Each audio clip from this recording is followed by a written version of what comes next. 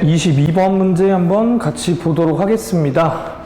자, 또 이제 급수 문제가 나왔는데 한번 같이 보도록 할까요? 자, 양수 m이라는 부분 한번 체크를 하시고요. 자, 그 다음에 여기에 대해서 2차 방정식이 주어져 있는데 서로 다른 두 실근을 알파, 베타라고 했습니다. 우리가 이제 중학교 때부터 많이 봐오던 조건이죠. 근과 개수와의 관계 같은 것들을 잘 활용할 수가 있겠다. 충분히 감각적으로 느낄 수가 있을 것이고, 이런 상황에서 다음 주어져 있는 급수값이 4로 수렴한다를 해석해서 나온 모든 조건을 가지고 최종적으로 다음 급수값을 찾는 문제다라고 볼 수가 있겠지. 자, 그러면 전체적으로 이제 문제의 디자인을 다시 한번 우리가 정리한다고 했을 때 우리가 최종적으로 구하고자 하는 값의 모양만 보시더라도 두 근의 합과 두 근의 곱이 있다라는 거. 그래서 이제 여기서 보시는 바와 같이 두 근의 합은 근과 계수의 관계에 의해서 7분의 m이라는 걸 알 수가 있고, 두 근의 곱이라는 건 7분의 2라는 걸 알 수가 있겠죠. 알파, 베타가 7분의 2다. 그렇기 때문에 이 문제에서 주어져 있는 수열의 형태를 우리가 좀 잡아준다라고 생각한다면 분자 알파, 베타의 2배를 한 7분의 4에다가 알파 플러스 베타의 역수를 곱하게 되는 거니까 n분의 7을 곱해주는 거죠. 그러니까 결국은 n분의 4가 된다는 걸 알 수가 있으니, 최종적으로 구하고자 하는 값은 시그마 n은 1부터 무한대까지 n분의 4의 n제곱이다. 이렇게 볼 수가 있겠지. 자, 그럼 일단 결과적으로 이 값을 찾아야 되는 거니까 m이 정확하게 어떤 숫자인지 나머지 이 조건을 해석하면서 알아내야 되지 않을까라는 생각이 듭니다. 자, 그럼 일단 이렇게 주어져 있는데, 일단 기본적으로는 이게 조금 솔직히 감각적으로 문제를 푼다라고 한다면 이렇게 푸는 것이죠. 시그마 n은 1부터 무한대까지 알파의 n승 플러스 시그마 n은 1부터 무한대까지 베타의 n승이 4다. 이런 식으로 일단은 시그마 분리를 해주게 되고, 결국은 변수, 극한 변수 n이 무한대로 간다는 게 이제 지수에 붙어 있으니까 등비수열 급수죠. 그러니까 등비급수기 때문에 등비급수 공식을 쓴다라고 한다면 1 마이너스 알파 분의, 그쵸? 1 마이너스, 죄송합니다. 1 마이너스 공비니까 1 마이너스, 근데 공비가 알파 맞죠? 죄송해요. 1 마이너스 알파 분의 초항도 알파다. 이렇게 지금 놓을 수가 있을 것이고, 그리고 여기도 이제 마찬가지의 이유에 의해서 1 마이너스 공비 베타, 초항도 베타다. 이걸 갖다 계산한 게 얼마다? 4다. 이렇게 볼 수가 있을 겁니다. 자, 이제 그렇게 되면 이 녀석을 좀 식을 정리를 한다라고 치면, 통분할 수가 있겠지. 그래서 이거 이제 둘이 곱하게 되면은 지금 1 마이너스 알파 곱하기 1 마이너스 베타가 될 것이고, 지그재그로 곱해본다라고 쳤을 때 알파 곱하기 1 마이너스 베타 플러스 베타 곱하기 1 마이너스 알파가 되는 거니까 지금 전체적으로 전개를 한다고 쳤을 때 1 마이너스 알파 플러스 베타 플러스 알파 베타가 될 것이고, 분자는 알파 플러스 베타, 이렇게 좀 순서를 바꿔가면서 풀어봅시다. 마이너스 알파 베타 마이너스 베타 알파 마이너스 2 알파 베타다 라고 생각할 수 있으니, 역시 근과 개수의 관계를 생각한다고 쳤을 때 분모는 1에다가 두 근의 합이 7분의 m이었으니까 마이너스 7분의 m, 그 다음에 두 근의 곱은 7분의 2죠. 요렇게. 자, 분자도 마찬가지로 두 근의 합이니까 7분의 m. 자, 마이너스 2배의 두 근의 곱이니까 7분의 4 이렇게 되겠지. 그럼 이 분모 분자에 70 곱해줘서 좀 정리를 한다라고 치면 7 마이너스 m 플러스 2일 거고, 여기도 분자에 70 곱해주면 m 마이너스 4. 이게 지금 현재 문제에서 아까 준 뭐라고 했다? 4라고 했다라는 걸 통해서 결국 m 값이 나오는 이런 형태가 아닌가. 자, 그럼 결국은 m 마이너스 4라는 게, 자, 4에다가 뭘 곱하는 거죠? 9 마이너스 m을 곱하는 거겠네요. 그래서 4, 9, 36 마이너스 4 곱하기 m이 m 마이너스 4가 되는 거기 때문에 넘겨서 정리하게 되면 5m은 40이 되는 거니까 m은 얼마가 되는 거다? 8이 되는 거다라는 걸 알 수가 있겠지. 그래서 이제 이 과정을 통해서 m 값을 찾고 우리는 최종적으로 이 녀석을 구하는 거기 때문에 두 번째 서술상 여기를 갖다가 m 대신에 8을 넣어서 2분의 1이다라는 걸 알 수가 있는 것이죠. 그래서 따라서 이 급수값은 시그마 n은 1부터 무한대까지 2분의 1의 n제곱이 되는 거니까 전형적인 등비 급수가 되는 거라서 1 빼기 공비 2분의 1분의 초항도 2분의 1이니까 계산하면 얼마가 되겠다? 1이 되겠다 하겠다 이렇게 풀 수가 있겠다.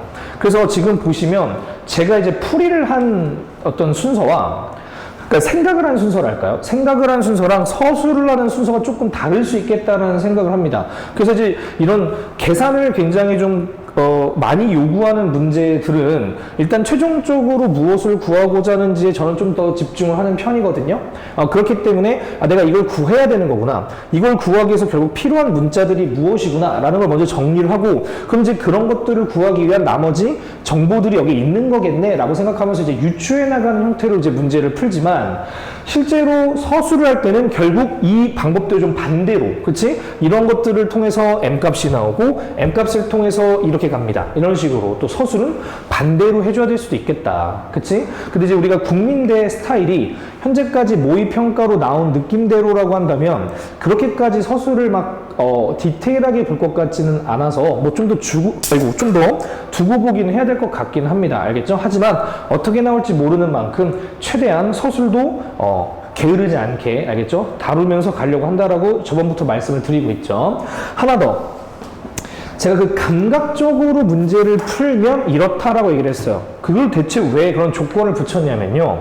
사실 이 문제를 풀 때 조금 챙겨줬어야 되는 그 부수적인 내용들이 좀 있습니다. 이를테면 이걸 이렇게 분리를 해가지고 이렇게 급수를 따로따로 끊어서 계산을 하겠다라고 생각했을 때는 적어도 이 급수가 그치 수렴한다라는 수렴 조건을 만족해야 되고 그러기 위해선 등비급수의 수렴 조건에 해당하는 공비들 그러니까 여기로 따지면 알파와 베타라는 이 공비들의 범위가 수렴 범위에 해당하는 마이너스 1에서 1 사이인가 베타도 마이너스 1에서 1 사이인가를 사실 따져봤어야지 맞는 거죠.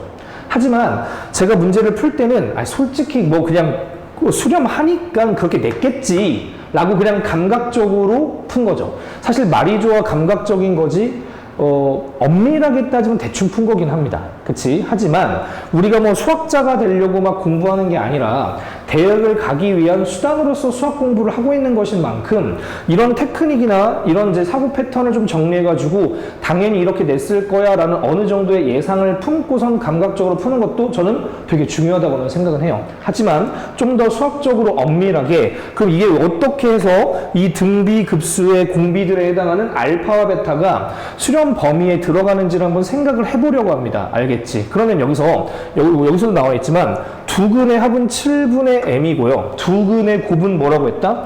7분의 2라고 했다라고 생각을 할 수가 있습니다. 근데 문제에서 이제 주어진 대로라고 한다면 당연히 일단 두근의 곱이 뭐예요? 7분의 2로 양수죠. 근데 m도 양수니까 두 근의 합인 7분의 m도 양수야. 합도 양수, 곱도 양수. 그럼 일단 첫 번째로 우리가 알 수 있는 건 뭐다? 알파와 베타는 모두 양수라는 것을 여기서 추가적으로 알 수가 있습니다. 그러니까 여러분들이 근과 계수의 관계라고 하면은 보통 두 근의 합, 두 근의 곱만 생각하시는 분들이 있는데 우리가 이제 고등 과정에서 한 단계 더 나아가려면 단순 두 근의 합과 곱을 넘어서 그 합과 곱을 이용해서 두 근의 부호 정도까지는 기본적으로 초론할 수 있다는 사실을 꼭 기억을 해주셔야 될 것 같아. 그리고 이제 알파, 베타가 일단 양수라는 건 알았어. 그러면 그럼에도 불구하고 양수라고 쳐도 알파가 뭐보단 작아져야 되는 겁니까? 1보단 작아져야 되는 거겠죠. 근데 지금도 보시면 그치 베타도 1보다 작은지가 필요한 건데 얼핏 생각을 해봐도 둘 다 양수인 알파 베타를 더했는데 7분의 어떤 양수다. 특히 뭐 이 m은 뭔지 모르니까 그건 차치하고서라도 두 근의 곱을 했을 때 7분의 2라는 것만 보더라도 당연히 두 근이 모두 1을 넘어갈 리는 없다라는 게 분명히 자명하다라는 걸 알 수가 있습니다. 그치? 왜냐면 두 근 중에 1보다 큰 녀석이 있다라고 한다면 두 근의 곱이 지금 현재 7분의 2다.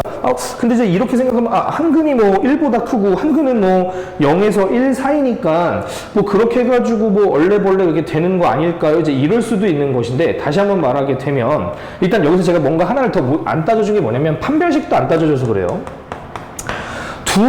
서로 다른 두 실근이 있다고 하지 않았습니까? 그렇기 때문에 여기서 판별식까지 생각을 한다면 판별식을 디스크리미네이션 D라고 한다고 했을 때 자 x 앞에 개수의 제곱 마이너스 4 곱하기 7 곱하기 2라고 생각을 하고 서로 다른 두 실근을 가져야 되는 거니까 0보다 크다라고 생각을 하면 제가 계산 생략을 좀 했을 때 m값이 양수라는 점까지 고려를 해가지고 문제를 풀어보게 되면 m값이 그치 2루트 14보다는 크다 이렇게 나옵니다. 2루트 14가 대략적으로 루트 56쯤 되는 거거든요. 그러니까 M값이 적어도 7보다는 커요. 이해됐을까? 그 M값이 7보다 크다라고 생각을 할 수 있기 때문에 이 7분의 M은 적어도 1보다는 큽니다.